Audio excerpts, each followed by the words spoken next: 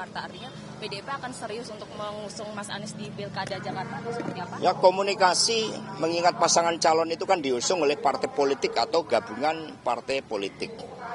Komunikasi dengan PKB juga sedang dilakukan.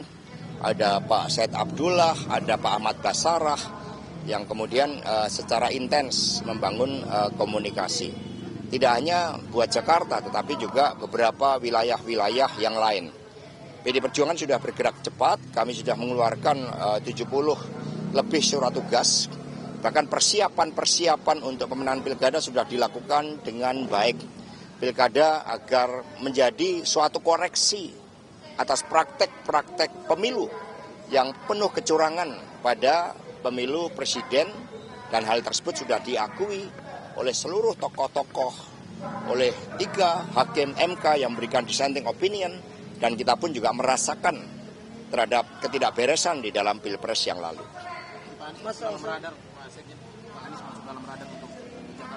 Ya, Mbak Puan kan sudah menyampaikan bahwa Pak Anies menarik. Artinya benar akan dipertimbangkan, Mas? Ideologi bagi PDIP harga mati ya, Mas? Ya, kalau kita lihat, ideologi itu memerlukan suatu topangan di dalam implementasinya. Satunya kata dan perbuatan. Memerlukan topangan etika dan moral. Ada orang yang mengaku ideologis tapi perilakunya tidak memperhatikan etika dan moral. Itu bukan ideologis. Sehingga perspektifnya ideologi harus menjadi ideologi kerja.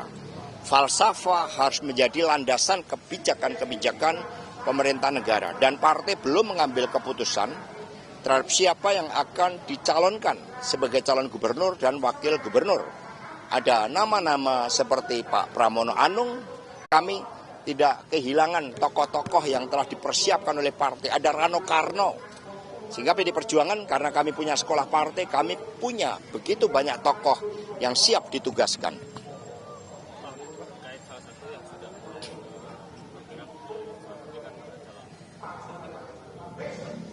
Apa?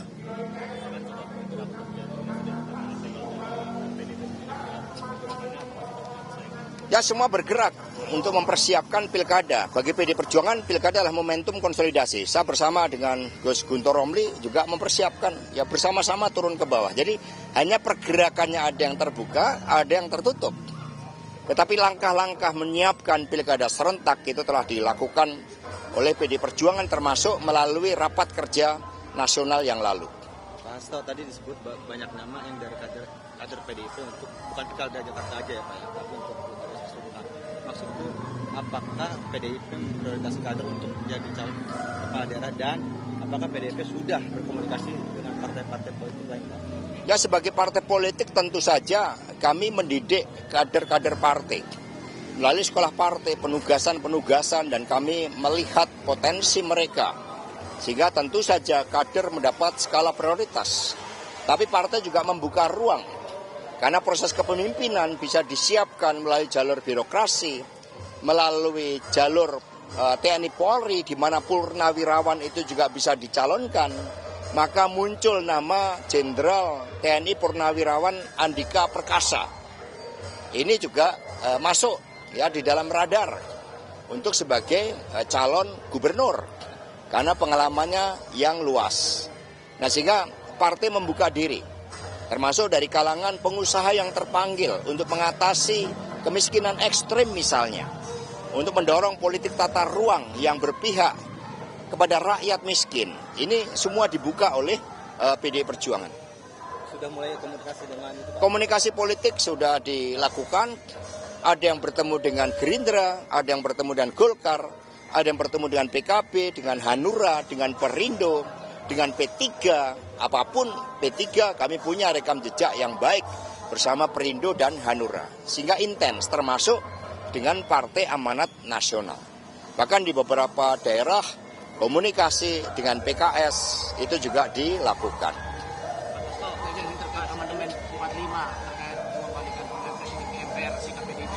Itu sudah saya jawab pada tanggal 6 Juni kemarin. Pak, kemarin di Jawa Timur Mas Gibran membagikan buku tulis yang bergambar Jan Etes dari PDIP, tanggapannya seperti apa? Ya, kita mendidik anak-anak kita dengan keteladanan.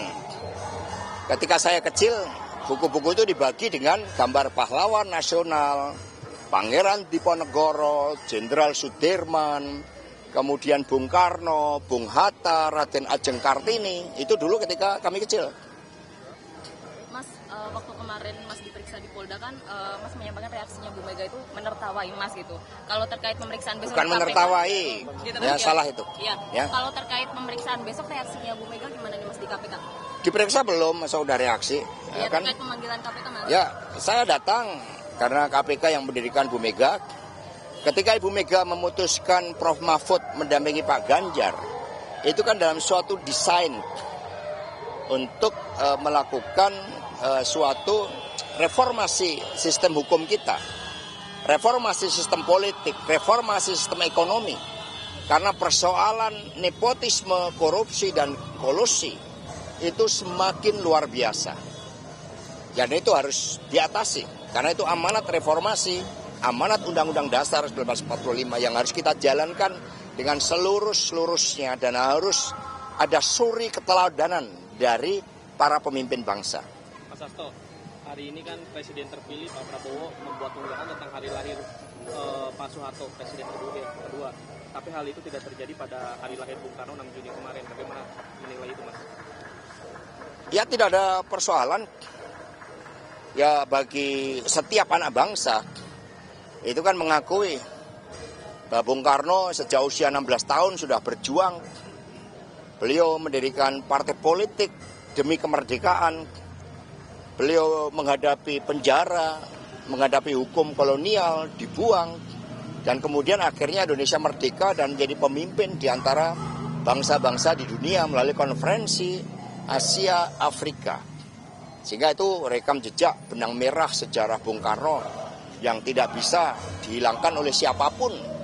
Bahkan Indonesia dari Sabang sampai Merauke, Miangas sampai Rote, itu muncul disatukan oleh Pancasila yang digali oleh Bung Karno dari buminya Indonesia. Mas kemarin kan juga bilang mau konsultasi ke Dewan Pers terkait laporan di Polda, itu udah atau kapan mungkin Mas?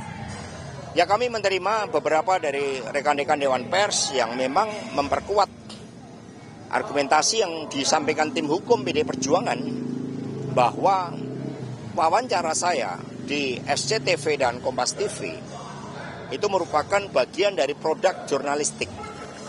Sehingga sekiranya ada persoalan terkait hal tersebut harusnya ke Dewan Pers, bukan menjadi persoalan pidana. Karena memang dalil-dalil yang membuktikan apakah pernyataan saya itu menghasut di muka umum? Kan tidak di muka umum. Kemudian apakah itu ada berita hoax atau bohong yang menimbulkan kerusuhan? Kerusuhannya di mana? Apa kaitannya wawancara tersebut? Sehingga banyak pakar dan tokoh-tokoh pro-demokrasi yang menilai bahwa itu kriminalisasi. Bahwa itu upaya mencoba membungkam kebebasan pers, kebebasan bersuara yang merupakan amanat dari konstitusi termasuk hak asasi manusia. Terlebih saya sebagai Sekretaris Jenderal DPD Perjuangan oleh Undang-Undang Dasar 45, Undang-Undang Partai Politik, punya kedaulatan di dalam menjalankan komunikasi politik, pendidikan politik. Masa kritik tidak boleh? Kenapa yang kami sampaikan tentang persoalan pemilu terkait dengan abuse of power dari Presiden Jokowi, terkait dengan bansos, terkait dengan penggunaan alat-alat negara, sumber daya negara, itu juga diakui oleh 3 hakim MK melalui dissenting opinion itu. Tetapi sebagai warga negara yang baik, kami diajarkan untuk taat hukum, untuk percaya pada jalan kebenaran, jalan hukum, jalan supremasi hukum, karena hukum kita adalah hukum negara Republik Indonesia, bukan hukum negara kolonial. Ya cukup ya. Terima kasih.